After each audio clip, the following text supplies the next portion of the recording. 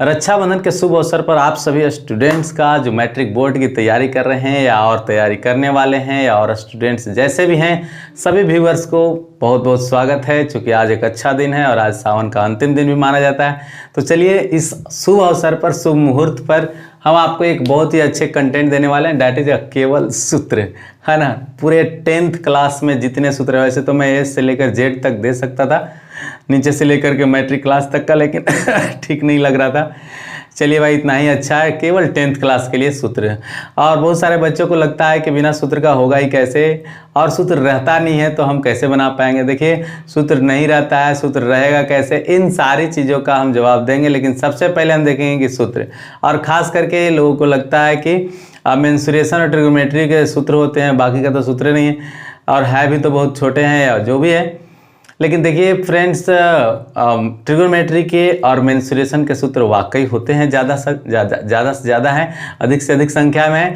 लेकिन ज़रूरत तो सबकी है ना, क्योंकि सारे चैप्टर्स को करने हैं तो सबको कंप्लीट रखना पड़ता है। इसलिए चलिए हम एक एक करके सभी चैप्टर्स से शुरुआत करते हैं। और ध्यान रखिएगा कि मैं ट्रिगोनोमेट्री और मेंसुरेशन के फॉर्मूले को अंत में बताने वाला हूँ। शुरुआत में छोटे छोटे जो टुकड़े हैं, छोटे छोटे जो चैप्टर्स हैं, उन्हीं के इंपॉर्टेंट सूत्र को हम बताने वाले हैं। ठीक है, तो वीडियो को बढ़िया से ध्यान से कंसंट्रेट होकर के देखिएगा, ताकि हमारा यह जो वीडियो है वो सफल हो और आपकी भी परीक्षा की सफलता इसे तय किया जा सके। तो आते हैं, पहला नंबर हम चलेंगे अलजेब्रा से सूत्र। अलजेब्रा, तो अलजेब्रा में हम सूत्र जो जानते हैं, बीजगणित का सूत्र जो होता है वो कौन कौन है, और आलतू फालतू नहीं, बाहर से कुछ नहीं। चलिए, जहां से आपकी ज़रूरत है, ठीक है। तो आपकी जो क्लास 10th में ज़रूरत पड़ती है, खास करके जो सबसे ज़्यादा फॉर्मूले की यूज हो रही है वो हो रहा है a² - b², और फिर a² + b², और समवेयर a + b का होल स्क्वायर और a - b का होल स्क्वायर। तो ये आप लोग को पता भी होगा, बहुत सारे को लग रहा होगा कि सब तुमको खुद ही पता है। अच्छा बात है, अगर पता है तो चलिए एक बार और से देख लेते हैं। कुछ है नहीं है, ये अगर इस तरीके से लिखा हो बीच में माइनस, तो इसको आप फैक्टराइजेशन फार्मूला के रूप में याद रखिएगा। आपको गुणनखंड फार्मूला ही है, इसका प्रयोग जब भी हो तो गुणनखंड के फॉर्म में ही किया जा सकता है। ठीक है, तो इसको हम a + b लिखा और a - b लिखा, क्लियर। इसके बाद इसको हम क्या लिखे, इसका एक ही फॉर्मूले होते हैं और इसका 2 हो जाता है। तो इसमें हम क्या करते हैं कि a + b का होल स्क्वायर -2ab हमने कर दिया, और एक कर दिया अगर यहाँ पर प्लस हो तो यहाँ माइनस करना है, और अगर यहाँ माइनस करना है तो वहाँ प्लस करना है। ठीक है, तो ये भी हो गया। और इसके लिए भी 2 फार्मूले होते हैं, चलिए इसको भी दिखाता हूँ कैसे। एक तो ये होता है, कभी कभार आपको ज़रूरत जब पड़ जाती है तो आपको पता नहीं रहता और आप फंस जाते हो। चलो, तो ये दोनों ही मैं लिखा दिया। चलिए, a² + b² + 2ab। और जिन विद्यार्थियों को फार्मूला इधर उधर करने आता है, उन्हें लग रहा होगा कि चलो आखिर है कुछ नहीं, लेकिन है बहुत कुछ है, ज़रूरत पड़ने पर बड़ी काम करता है। चलिए इसको देख लेते हैं। तो a + b का होल स्क्वायर, देखिएगा यहाँ पर हम प्लस का सूत्र लिखते हैं, तो यहाँ पर माइनस और फिर 4ab लिखते हैं प्लस में। ठीक है, और यहाँ पर जब माइनस रहता है तो यहाँ पर प्लस लिखते हैं का स्क्वायर, और फिर माइनस यहाँ लिखते हैं 4ab, जस्ट इसका अपोजिट कर देते हैं। और ये तो आप लोग जानते ही हैं, इसको कभी बीच में रखते हैं, कभी किनारे रखते हैं। तो चलिए a² हो गया, और प्लस में b² और माइनस में 2ab, इट्स ओके। और ये फाइनल हो गया। कभी कभार ये ऐसे भी यूज होने लगता है, a + b × a + b। तो हर तरह का ज़रूरत पड़ता है, जब जैसा तब तैसा, है ना। तो हर तरह के फार्मूले को आप रखो, दिमाग में मेंटेन करो, और मेंटेन करने से ही आपको आगे सहूलियत होगी और आसानी होगी। चलिए, अलजेब्रा का खाली इतना ही फार्मूला नहीं है, लेकिन ये चीज़ कुछ था। चलिए अब हम देखते हैं कि द्विघात सूत्र हमें बनाने के लिए रहता है कि द्विघात समीकरण का जो विस्तृत रूप है वो लिखो। तो उसका हम ऐसे लिखा हुआ देखते हैं, ax² और -bx और +c, ये हो गया। और फिर इसी का हम लिखा हुआ क्या देखते हैं कि x² और -α + β × x एंड +α × β बराबर 0। ठीक है, तो ये हो गया द्विघात के लिए सूत्र, सही है। अब त्रिघात के लिए आ जाइए। त्रिघात में भी होता है जी कुछ, तो त्रिघात में कैसे होता है, तो ये x का q हो जाता है और फिर bx का स्क्वायर हो जाता है, फिर cx का cx हो जाता है और फिर d हो जाता है बराबर 0। और इसके बाद इसमें जब चलते हैं तो x का q हो जाता है और फिर minus alpha plus beta plus gamma into x का स्क्वायर और प्लस अल्फा बीटा फिर बीटा गामा और फिर गामा अल्फा, ऐसे करके हो जाती है। और इसमें x हो गया और फिर इसके बाद हम क्या करते हैं, अल्फा बीटा और गामा और इंटू अल्फा बीटा गामा और बराबर हो जाती है फिर 0। ठीक है, तो ये त्रिघात बहुपद का विस्तृत रूप है। ओके, अब हम चलते हैं, जब आप द्विघात त्रिघात में आए गए हो तो इससे मूलों का जोड़ मूलों का गुणनफल का संबंधित कुछ होता है। तो आइए, तो इसका हम ऊपर लिख देते हैं द्विघात का। तो अल्फा प्लस बीटा बराबर क्या होता है, तो माइनस बी बटा में, और अल्फा इंटू बीटा बराबर क्या होता है, तो सी बटा में ए होता है। ठीक है, ए बी सी के बारे में आप पूर्णतः अवेयर हो ना। अब इसके बाद नीचे आइए, तो इसमें क्या होता है, तो alpha plus beta plus gamma, तीन चूंकि शून्यक 3 है इसलिए 3 3 होता है। तो अल्फा बीटा और गामा तीनों बराबर क्या हो जाएगा, तो माइनस में बी बटा में ए और अल्फा बीटा फिर बीटा गामा फिर गामा अल्फा, यानी दो मूलों का गुणनफल और सभी का जोड़। तो इसमें हो जाता है सी बटा में ए और फिर अल्फा बीटा और गामा तीनों का गुणनफल बराबर माइनस डी बटा में ए। तो ये 3 होता है इसमें त्रिघात के लिए, और द्विघात के लिए इतना होगा। ठीक है, अभी और भी है इसमें बहुत सारे कुछ हैं। चलिए एक और चीजें देख लीजिए जो विवेचक बराबर रहेगा। विवेचक, तो विवेचक बराबर क्या होता है, विवेचक d बराबर तो बी स्क्वायर माइनस 4ac। ठीक है, और एक द्विघात सूत्र हो जाता है जिसमें हम किसी को गुणनखंड ना करके डायरेक्ट उसका शून्यक निकालने में यूज करते हैं, जिसमें लिखा रहता है x डैश बराबर तो minus B plus minus root under D और बटा में क्या हो जाएगा 2a। ठीक है, तो ये हो गई शून्यक निकालने के लिए द्विघात सूत्र जिसको बोलते हैं। अगर आप मान लीजिए गुणनखंड नहीं कर पा रहे हैं, ऐसा कुछ आ जाता है x का स्क्वायर प्लस 3x और प्लस 2, ऐसा कुछ करके मान लीजिए कि मिल गया और आपको चाहत है कि नहीं हमें इसी सूत्र से निकाले शून्यक, तो निकाल लीजिए, तो इससे भी निकल ही जाती है। चलिए हो गया। तो ये हुआ विवेचक निकालने के लिए, डिस्क्रिमिनांक निकालने के लिए बी स्क्वायर माइनस 4ac, और फिर ये उसी पर बेस्ड होता है ये। चलिए भी अच्छा, डी पर ही जो है कुछ कंडीशनिंग पूछे जाते हैं, सूत्र तो नहीं है लेकिन कुछ पूछे जरूर जाते हैं। क्या कि डी जो है अगर 0 के बराबर है, डी जो है अगर बड़ा है 0 से, डी जो है अगर छोटा है 0 से, ऐसे करके। तो इसको हम कैसे याद रखेंगे, तो देखिए डी बराबर अगर 0 हो, डी अगर 0 के बराबर है तो इसमें क्या होता है, वास्तविक और समान। ठीक है, और अगर डी बड़ा है तो इसमें क्या होता है, वास्तविक और असमान।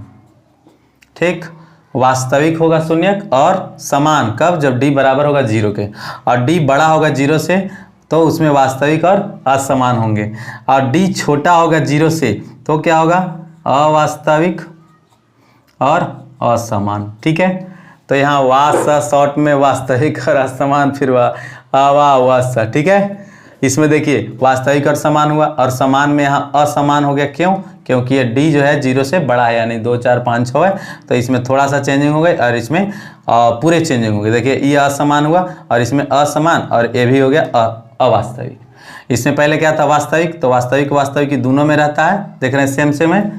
ठीक है, और यहाँ पर ही समान रहता है, ई में क्या हो जाता है, असमान। तो ऐसे करके अगर आप लिखते हो बराबर तो आ भी जाएगा। चलिए अब और कुछ जानते हैं, थोड़े से और हैं जो इम्पोर्टेंट बातें हैं, चलिए देख लेते हैं। तो इसमें क्या है कि अगर हम मान लीजिए कि a1 बटा a2 इक्वल टू b1 बटा b2, सॉरी ऐसे कि b1 बटा b2, a1 जो है a1 बटा a2 बराबर नहीं है b1 बटा b2। तो इस केस में क्या होगा, तो इस केस में जो होता है वह होता है आपका कि संगत समीकरण होता है। कैसा होता है, संगत समीकरण होता है, और संगत समीकरण के साथ इसमें हम क्या मानते हैं कि एक हल वाला है समीकरण, एक हल वाला समीकरण है, एक हल वाला समीकरण है। ठीक है, और दूसरी चीज हम क्या मानते हैं कि a1 बटा में a2 बराबर है b1 बटा में b2 और बराबर है c1 बटा में c2, यानी तीनों के तीनों अगर बराबर है कंडीशन, तो उसमें हम क्या मानते हैं कि समीकरण संगत वापस हो जाता है और संगत समीकरण हो गया, और इसमें क्या है, अनंत हल हो जाते हैं, अनंत हल। ठीक है। अच्छा, इस दोनों का हम ग्राफीय भी आपको बताते हैं कंडीशन। अगर आपका जो है से संगत और क्या बोलते हैं अद्वितीय हल वाला, इसको अद्वितीय हल भी बोलते हैं ना, अद्वितीय हल का समीकरण है, तो इसका जब ग्राफ हम खींचते हैं तो ग्राफ पर जाकर के ऐसे कटता है। ठीक है, एक बिंदु पर इसका ग्राफ, तो ग्राफ में अगर ऐसे कटे तो आपको क्या मान लेना है कि वो संगत समीकरण अद्वितीय हल वाला है, यानी एक हल देने वाला समीकरण है। लेकिन अगर संगत है और अनंत हल वाला है तो इस केस में क्या होता है कि जब आप ग्राफ खींचते हो तो एक लाइन ऐसे जाती है और दूसरी लाइन इसी पर चढ़ जाती है, तो ये हो जाता है अनंत वाला, जिसको संपाती बोल देता है, संपाती है। ठीक है। और एक और होता है कंडीशनिंग, जो यहाँ पर मैं दिखाता हूँ, नीचे स्पेस नहीं बच रहा है, तो a1 बटा में a2 बराबर है b1 बटा में b2 और बराबर नहीं है c1 बटा में c2। ये सिस्टम अगर आता है कि पहला दो को बराबर है और फिर तीसरा के बराबर नहीं है, तो उस केस में क्या हो जाता है, असंगत, असंगत, और दूसरा क्या हो जाएगा, असंगत के साथ साथ हल नहीं है, एक भी हल नहीं, एक भी हल नहीं है, ऐसा समीकरण हो जाता है। ठीक है। तो ये दो चीजें आपने पता चल गए, a1 बटा a2 b1 बटा b2, ये संगत समीकरण का अद्वितीय हल वाला एक हल वाला समीकरण है, और ऐसे का ग्राफ इस तरीके से खींची जाती है। और इसका ग्राफ कैसे खींचा जाएगा, तो इसका ग्राफ में ऐसे हो जाता है, समांतर हो जाएगा, दोनों लाइनें जो होगी वो समांतर हो जाएगी। क्लियर, ये बातें पूरी समझ में आ गई होगी। तो ये अलजेब्रा का आपका लगभग सूत्र खत्म हुआ जो आपके 10वां क्लास में यूज होने। अब आगे मैं बताने वाला हूँ क्या बोलते हैं, कोऑर्डिनेट से, कोऑर्डिनेट, कोऑर्डिनेट का निर्देशांक ज्यामिति जो है, निर्देशांक ज्यामिति से सूत्र लीजिए। तो निर्देशांक ज्यामिति का पहला सूत्र क्या कहलाता है, दूरी सूत्र, दूरी सूत्र। तो दूरी सूत्र में क्या होता है, रूट के अंदर x2 माइनस x1 का होल स्क्वायर और प्लस y2 माइनस y1 का होल स्क्वायर। इसके बाद क्या होता है, उसमें मध्य बिंदु का निर्देशांक, मध्य बिंदु का निर्देशांक निकालने के लिए रहता है। ठीक है, जैसे एक लाइन ऐसे खींच दीजिए, इसको बीचों बीच वाला का निर्देशांक क्या है, इसका कोऑर्डिनेट दिया रहेगा, इसका कोऑर्डिनेट भी दिया रहेगा। मान लीजिए कि इसका x1 है और इसका y1 है और ये x2 है और ये y2 है, तो ऐसे में हम इसका निर्देशांक कैसे निकालेंगे, x जोड़िए 2 से भाग, यानी x1 प्लस x2 बटा में 2 और फिर कॉमा y1 प्लस y2 बटा में 2। तो ये हो गई हमारा मध्य बिंदु का निर्देशांक के लिए। ठीक है। अब एक होता है विभाजन सूत्र, विभाजन सूत्र होता है। तो विभाजन सूत्र के लिए हम क्या करेंगे, तो विभाजन सूत्र में भी चलिए आपको बता देता हूँ कि मान लीजिए कि कोई एक लाइन ऐसे करके खींची गई है और एक पॉइंट यहाँ पर कोई P है इस मध्य में, और उसका जो है कुछ निर्देशांक यहाँ पर रेशियो में बटा हुआ बताया जाता है कि ये जो पॉइंट है ना, इस लाइन को, यानी अगर AB है तो AB को जो है से m अनुपात n में बांट रहा है, और इसका कोऑर्डिनेट दिया हुआ x1, y1, और इसका है x2 और क्या है y2।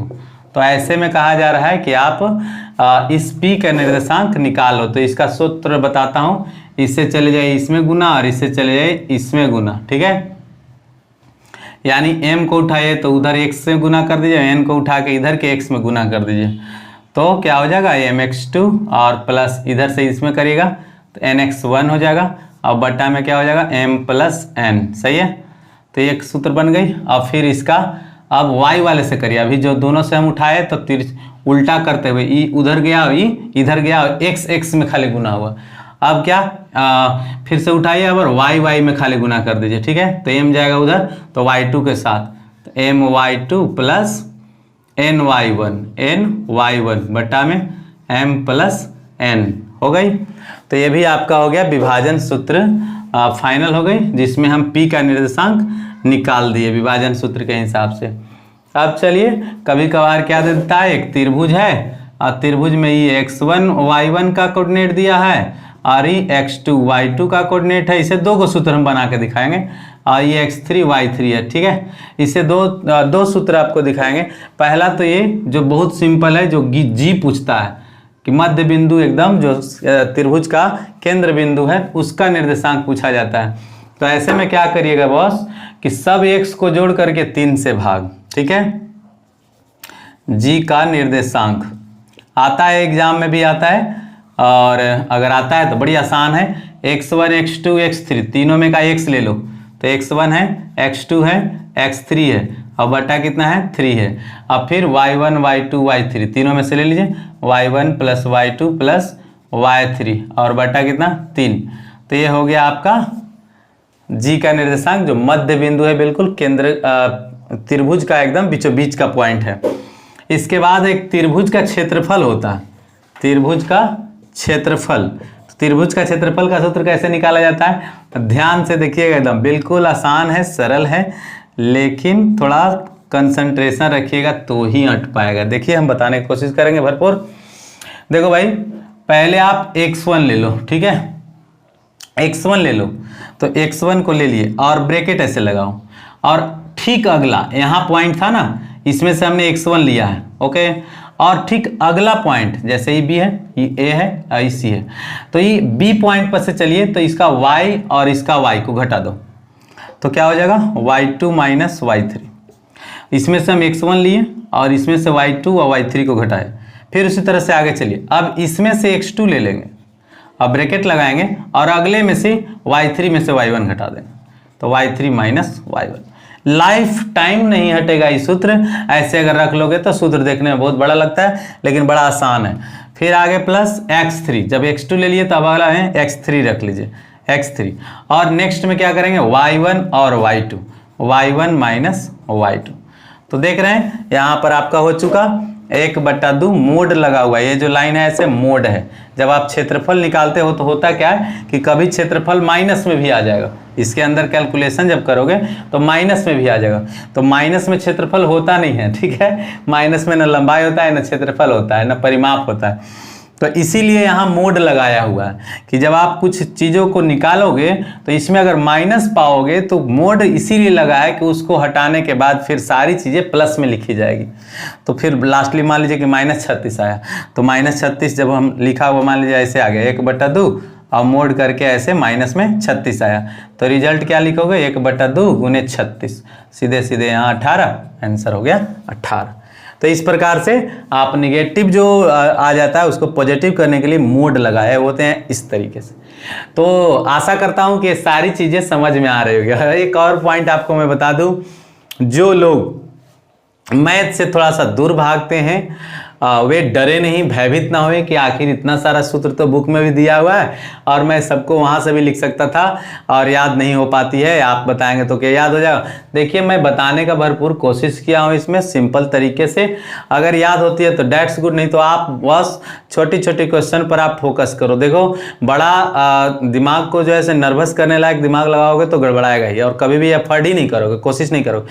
आप चुपचाप ऑब्जेक्टिव क्वेश्चन पर फोकस करो, ठीक है। और वैसे सभी स्टूडेंट्स को जिन्हें मैथ वीक है, पहले से भी वीक है, वे बहुत ज़्यादा अकबकाए नहीं, परेशान नहीं हो, केवल ऑब्जेक्टिव क्वेश्चंस बनाइए, केवल ऑब्जेक्टिव, बहुत बड़ा बड़ा फॉर्मूला उसमें यूज नहीं होते, सब छोटे छोटे रहते हैं और उन्हीं को सॉल्व कर करके आप अपने आप को संतुष्ट रखो, बस उससे ज़्यादा की जरूरत नहीं। आपको 40 50 60 नंबर आ जाएंगे, बहुत है।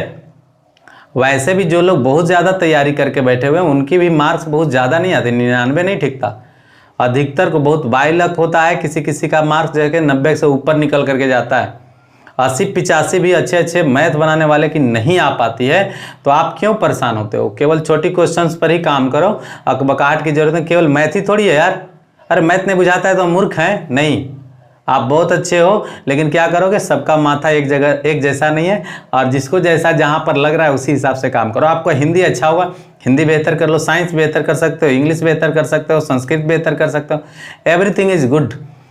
तो अभी देखिए कि हमने मात्र 2 चीज़ों से लिया और अभी लगभग लगता है कि 20-25 मिनट के करीब में पहुंच गया होगा टाइमिंग।